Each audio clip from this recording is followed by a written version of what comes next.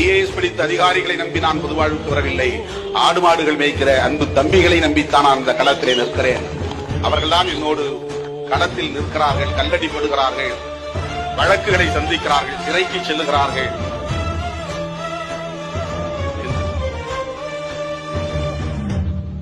தேர்தலில் நிற்போம் என்றெல்லாம் கனவு கூட நான் காணவில்லை.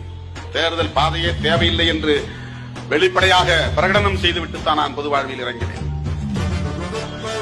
வன்கொடுமைகளுக்கு எதிராக மக்களை ஒருங்கிணைக்க வேண்டும் என்பதுதான் அப்போது என்னுடைய நோக்கமாக இருந்தது. சாதியை சொல்லி யாராவது திட்டினாலும் கேஸ் கொடுக்காதீங்கன்னு நான் சொல்லுவேன் மேடையில்.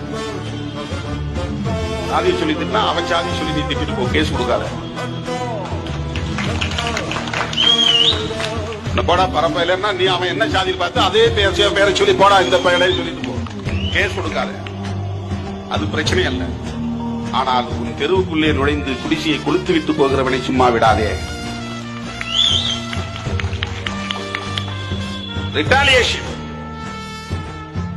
எனக்கு தெரிந்து அரசியல் களத்தில் ஒடுக்கப்பட்ட மக்களிடையே துணிந்து திருப்பி அடி என்று சொன்ன இயக்கம் விடுதலை சிறுத்தைகள் கட்சிதான்.